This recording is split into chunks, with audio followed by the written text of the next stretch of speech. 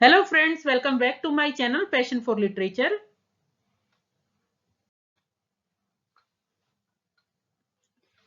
और आज इस वीडियो में हम बात करेंगे क्लास 11 चैप्टर 2 द एड्रेस के एमसीक्यूज। आज इस वीडियो में हम करेंगे, तो शुरू करते हैं। सबसे पहले द एड्रेस का एक शॉर्ट इंट्रोडक्शन हम देख लेते हैं।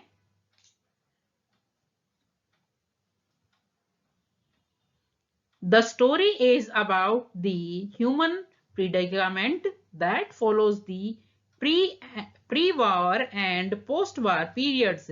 और ये स्टोरी है ह्यूमन दुर्दशा के बारे में, दर्शाती है कि वॉर से पहले और बाद की सिचुएशन क्या होती है। ये सारा इसमें दिखाया गया है इस चैप्टर के अंदर।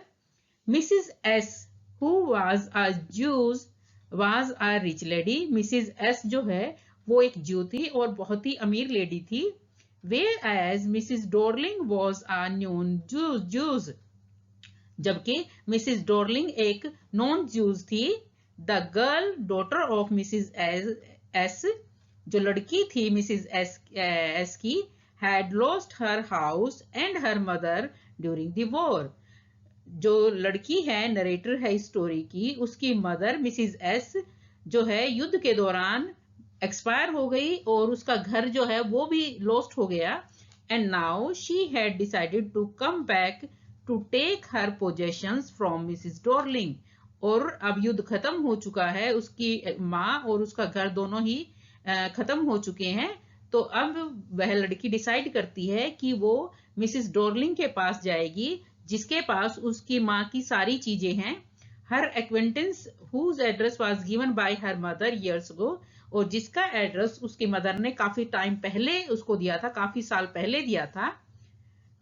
When she reached the house, जब वह लड़की मिसिस डॉर्लिंग के घर पहुंचती है, the women treated her with a cold reception। तो बिल्कुल कोल्ड, मतलब ऐसे ठंडे स्वभाव से उसको रिसीव करती है औरत, जैसे and didn't let her into the house, जैसे वो उसको जानती ही नहीं है और उस लड़की को नहीं पहचानती है और उस लड़की को अपने घर के अंदर एंटर नहीं करने देती। She decided to go back anyway। लड़की डिसाइड करती है कि वो वापस चली जाए। And then she met her daughter who let her in। लेकिन वो दोबारा जाती है और इस टाइम दरवाजा उसकी लड़की खोलती है।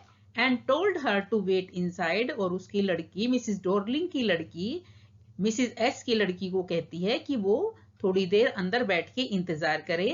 When she saw all the possession in front of her। और जब मिसिस एस की डॉटर जो है, जो नरेटर है, वो अपने माँ की सारी चीजें अपने सामने देखती है। She could not connect with them. तो वो उन चीजों के साथ अपने आप को कनेक्ट नहीं कर पाती। And decided to leave the house. और डिसाइड करती है कि वो घर से वापस चली आए और इस एड्रेस को हमेशा के लिए भूल जाए। यानी कहने का मतलब ये है कि उसकी माँ की सारी चीजें ही मिसिस डॉर्लिंग ने अपने पास रख रखी थी, कि युद्ध के टाइम पे मिसिस एस से ये कह के ले ली थी कि मेरे पास ये सुरक्षित रहेंगी और बाद में मैं आपको वापस दे दूंगी। लेकिन युद्ध के दौरान मिसिस एस एक्सपायर हो गई, उसका घर भी तबाह हो गया, खत्म हो गया। और बाद में जब उनकी मिसिस एस की बेटी अपनी माँ का सारा सामान मिसिस डॉर्लिंग से लेने गई, तो उन्होंने पहली बात तो उसको पहचानने से इनकार कर दिया और बाद में उसको घर के अंदर भी नहीं आने दिया। लेकिन जब वो सेकंड टाइम जाती है, तो मिसिस डॉर्लिंग की बेटी जो थी वो थोड़ा सा सॉफ्ट नेचर की थी, वो अपने घर के अंदर आने देती है। और वहां पे मिसिस एस की डॉटर जो है, वो अपनी माँ की दी हुई, जो उसके माँ की सारी चीजें थी, वो उस घर में देखती है। लेकिन अब उस घर में उन्होंने उन सारी चीजों को ऐसे रखा हुआ था जैसे कोई चोर अपने घर में किसी का चोरी का सामान रख लेता है। तो लेकिन फिर भी उस लड़की को उन सारी चीजों से अब कोई लेने का मतलब नहीं रहा और वो उनसे अपने आप को कनेक्ट नहीं कर पाते। जो यादें उसके साथ, उसकी माँ के साथ, उन चीजों के साथ उसकी जुड़ी हुई थी, और वो उन चीजों को और उस घर को छोड़ने का डिसाइड कर लेती है। और ये सोचती है कि अभी मैं इस एड्रेस को कभी याद ही ना रखूं और भूल जाऊं, और उन चीजों को भी वो छोड़ के वापस आ जाती है। तो ये पूरी स्टोरी है द एड्रेस की। अब इसके एमसीक्यूज हम स्टार्ट करते हैं।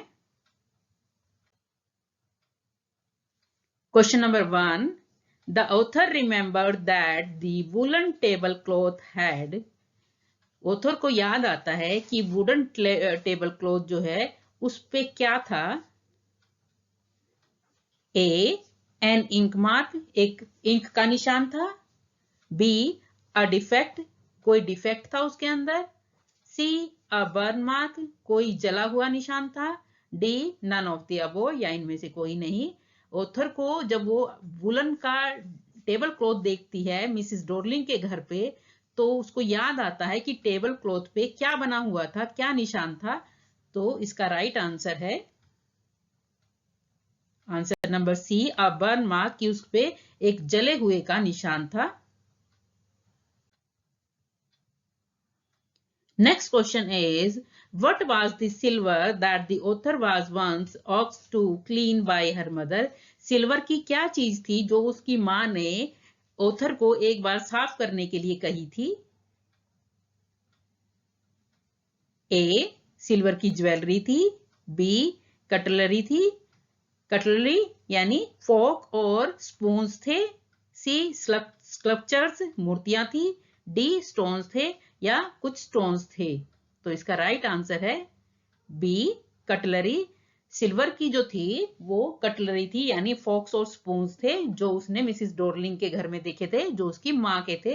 और उसकी माँ ने एक बार ऑथर को बोला था उन सिल्वर कटलरीज को साफ करने के लिए। Next question is, Why did the objects lose their value for the author? और जो भी सामान ऑथर ने मिसिस डॉर्लिंग के घर पे देखा, उनकी कोई वैल्यू ऑथर के लिए क्यों नहीं रही थी? A, because their prices fell down, क्योंकि उनकी कीमत डाउन हो गई थी। B, because they were difficult to take along, क्योंकि वो अपने साथ उनको नहीं ले जा सकती थी, उनको ले जाना मुश्किल था अपने साथ। C, because she had new object, क्योंकि उसके पास नए ऑब्जेक्ट्स थे। D, because she saw them in different surroundings, क्योंकि उनको उसने राइटर ने ऑथर ने एक अलग ही सराउंडिंग में देखा, अलग ही माहौल में देखा। तो इसका राइट आंसर है D, because she saw them in different surroundings, क्योंकि ऑथर ने उसको एक अलग ही माहौल में देखा। पहले उन सारी चीजों को वो अपने घर में देखती थी और वो अपने घर में प्रॉपर स्थान पे होते थे, जो उनकी प्रॉपर प्लेस होता था उन पे रखी हुई होती थी चीजें। लेकिन यहाँ पर मिसिस डॉर्लिंग के घर पे जब उसने अपने घर का सामान रखा हुआ देखा, तो वो उनके साथ कोरिलेट नहीं कर पाई और उनके ऑथर के लिए उनकी अब कोई वैल्यू नहीं थी, क्योंकि वो एक अलग ही माहौल में रखी हुई थी, एक अलग ही सराउंडिंग में रखी हुई थी। Next question is, who is the protagonist of the address? Address की मेन जो प्रोटैगनिस्ट है वो कौन है? प्रोटैगनिस्ट मीन्स मेन पात्र, करेक्टर, कुछ भी बोल सकते हैं। मेन हीरोइन कौन है दी एड्रेस की? A, Mrs Dorling. B, Mrs S daughter. C, Mrs S. D, Mrs Dorling's daughter. तो इसका राइट आंसर है B, Mrs S daughter. Mrs S की डॉटर जो है वो द एड्रेस की हीरोइन बोल सकते हो आप, मेन कैरेक्टर्स बोल सकते हो वो, या प्रोटैगनिस्ट जो है वो द एड्रेस की मिसिस एस की डॉटर है।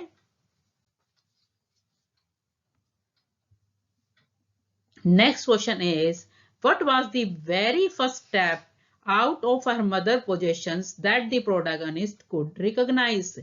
कौन सी ऐसी चीज थी जो सबसे पहले ऑथर ने देखी, जो कि उसके माँ की कोई चीज थी जो उसने पहचान ली थी? ऐसी कौन सी चीज थी जो मिसिस डॉर्लिंग के घर पे जो सबसे पहले उसने पहचान ली थी कि उसकी माँ की है वो चीजें? A, Hanukkah candle holder. B, woollen table cloth. C, white tea pot. D, green knitted cardigan. तो इसका राइट आंसर है ग्रीन निटेड गार्डियन, यानी उसकी माँ की हरे रंग की जो धागे से, जो ऊन से बुनी हुई जो कार्डिगन थी, स्वेटर थी, वो उसने पहचान ली थी। एक्चुअली जब मिसिस एस की डॉटर मिसिस डॉर्लिंग के घर जाती है अपनी माँ का सामान लेने के लिए, तो मिसिस डॉर्लिंग जैसे ही डोर ओपन करती है तो वो पूरा डोर ओपन नहीं करती, बिल्कुल जरा सा खोलती है, क्योंकि उसको ये लग गया था कि लड़की अंदर ना आ जाए और अपना सारा सामान ना पहचान ले। लेकिन मिसेस डॉर्लिंग ने उसकी माँ की ग्रीन नीटेड कार्डिगन पहनी हुई थी, तो डॉक्टर को पहले तो लगा कि शायद वो रॉन्ग एड्रेस पे आ गई है, लेकिन जो सबसे पहली चीज उसने पहचानी थी अपनी माँ की, वो थी जो ग्रीन नीटेड कार्डिगन थी, जो कि मिसेस डॉर्लिंग ने पहनी हुई थी उसकी माँ की। तो ये सबसे पहली चीज उसने पहचान ली थी। Next question is who is the author of the address. Address का ऑथर कौन है, राइटर कौन है? ए मैनन अप हो, बी मार्गामिनको, सी मेरेंटी D Moore, D none of the above. तो इसका राइट आंसर है answer number B, Marga Minco. Marga Minco जो है द एड्रेस की ऑथर है। Next question is Mrs. Dorling took the possessions of the things on the pretense of। Mrs. Dorling ने क्या कह के मिसिस जो एस थी उनकी चीजों को अपने कब्जे में रख लिया था? ए यूजिंग दैम कि वह उनको यूज कर लेगी, बी सेलिंग दैम कि उनको बेच देगी, सी कीपिंग दैम सेफ उनको सेफ रखेगी, D both A and B या ए और बी दोनों। तो इसका राइट आंसर है answer number C, keeping them safe. Mrs Dorling ने मिसिस एस से उनकी सारी चीजें ये कह के ले ली थी कि मेरे पास तुम्हारी सारी चीजें सेफ रहेंगी। Next question is how does the author describe Mrs. Dorling when she saw her the first time during the war? Writer ने ऑथर ने मिसेस डॉर्लिंग को कैसे डिस्क्राइब किया है जब उन्होंने सबसे पहली बार वॉर के दौरान मिसेस डॉर्लिंग को देखा था? A women with a broad back, B a women with a round back, C a woman with a straight back, D none of the above। Answer है a women with a broad back. Mrs Dorling जो थी उनको describe किया गया है a women with a broad back.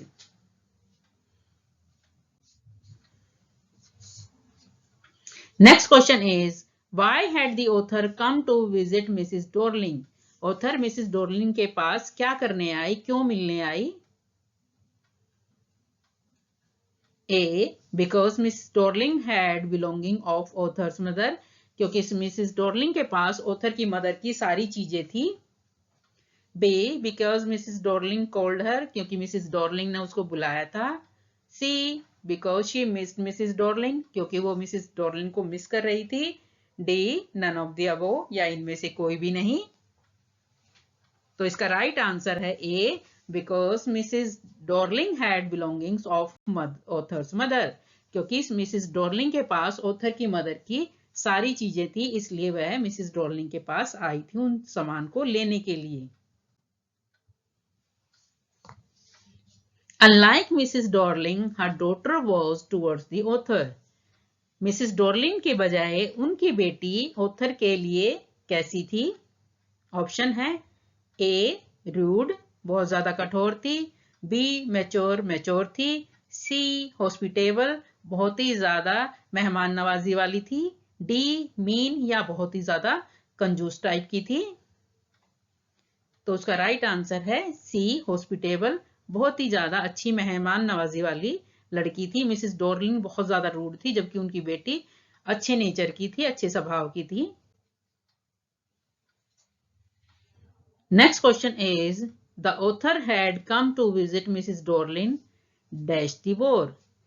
Author Mrs Dorling से war के किस समय में मिलने आई?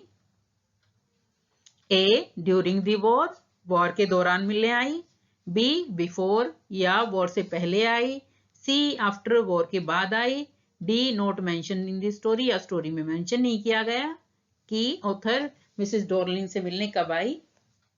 तो इसका राइट आंसर है आफ्टर द वॉर। युद्ध के बाद मिलने आई।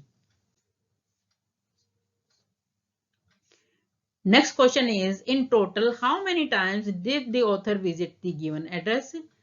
कितने बार ऑथर जो एड्रेस उनको दिया गया था उस पर आई थी मिलने के लिए?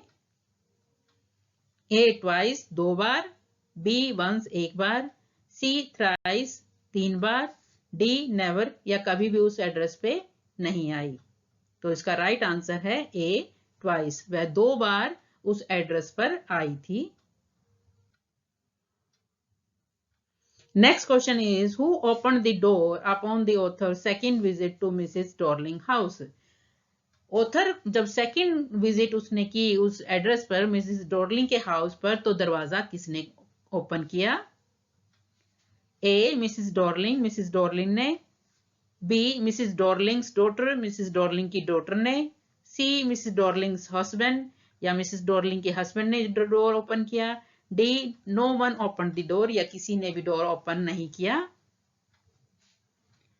तो उसका राइट आंसर है answer number B, Mrs Dorling's daughter, Mrs Dorling की डॉटर ने सेकंड टाइम दरवाजा ओपन किया।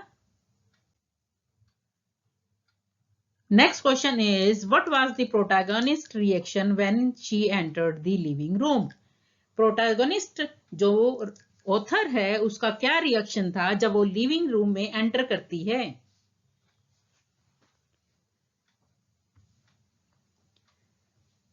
ए थ्रिल्ड, बहुत ज्यादा रोमांचित होती है, बी इमोशनल, बहुत ज्यादा भावुक हो जाती है, सी नर्वस, बहुत ज्यादा परेशान हो जाती है, डी हॉरिफाइड या बहुत ही ज्यादा डर जाती है। तो उसका राइट आंसर है डी हॉरिफाइड, डर जाती है।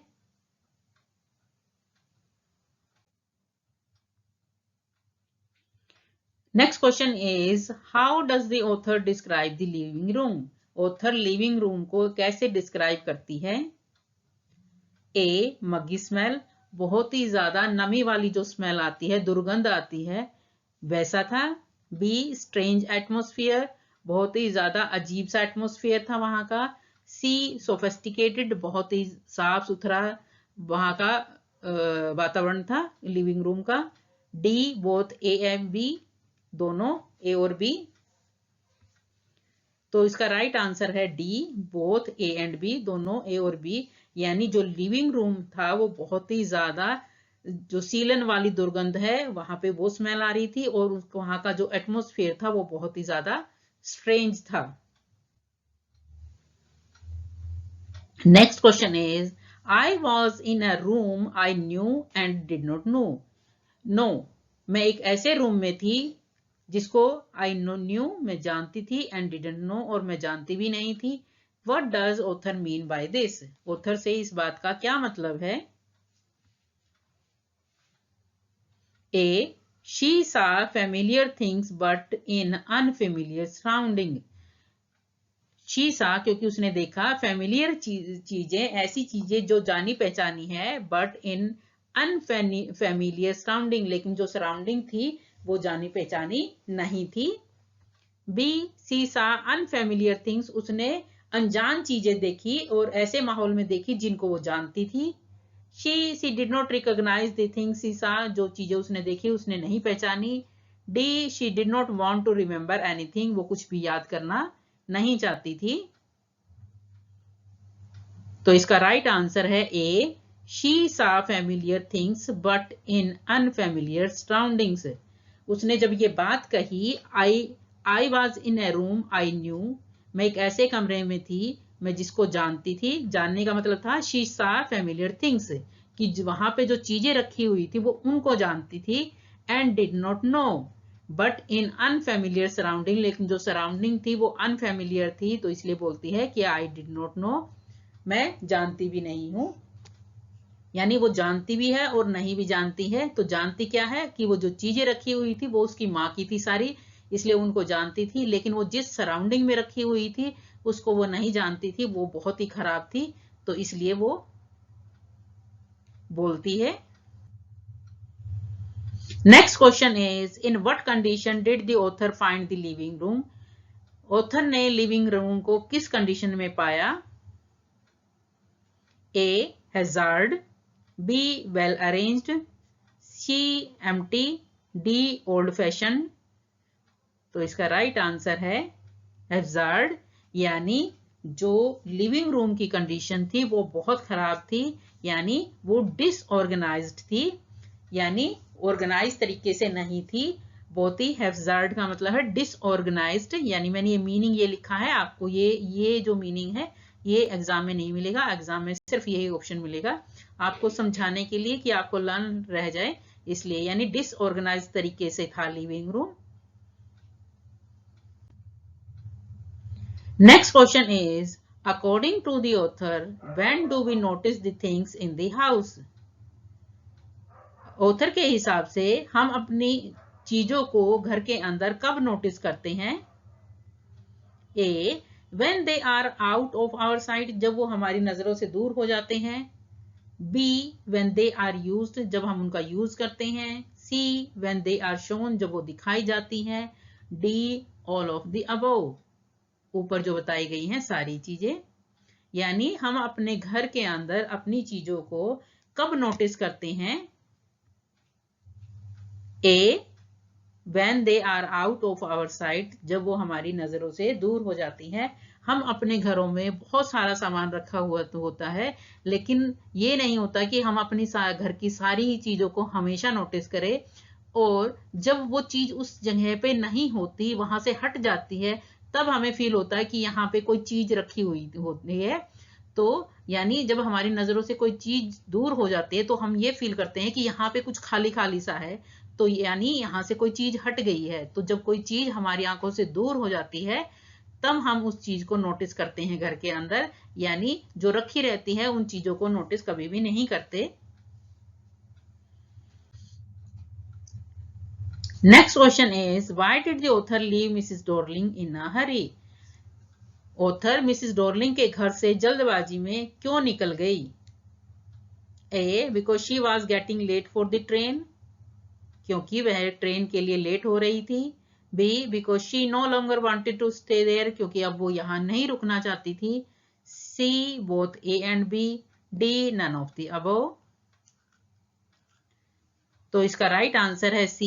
Both A and B, यानी because she wanted to get late for the train, क्योंकि वो ट्रेन के लिए लेट हो रही थी, and because she no longer wanted to stay there, क्योंकि अब वो यहाँ पे नहीं रुकना चाहती थी। तो दोनों ही रीजन थे, इसलिए ऑथर बहुत जल्दबाजी में मिस डॉर्लिंग के घर से निकल जाती है। Next question is, at the end what does the author decide? अंत में ऑथर क्या डिसाइड करती है? A. To forget the address, कि वो एड्रेस को भूल जाए। B. To visit next year again, क्या वो दोबारा अगले साल दोबारा फिर से आएगी। C. To remember the address forever, कि इस एड्रेस को वो हमेशा याद रखेगी। D. None of the above, या इनमें से कोई भी नहीं। तो इसका राइट आंसर है टू फॉरगेट द एड्रेस, कि वो हमेशा के लिए इस एड्रेस को भूल जाएगी। और ऑथर जब यहाँ से मिसेस डॉर्लिंग के घर से निकलती है तो ऑथर डिसाइड करती है कि वो आज के बाद इस एड्रेस को भूल जाएगी। तो आई होप स्टूडेंट्स ये वीडियो आपके लिए काफी हेल्पफुल रहेगा, और इसी के साथ इस वीडियो का एंड करते हैं। नए वीडियो के साथ फिर से मिलेंगे। तो please do like, share and subscribe my channel passion for literature. Thank you.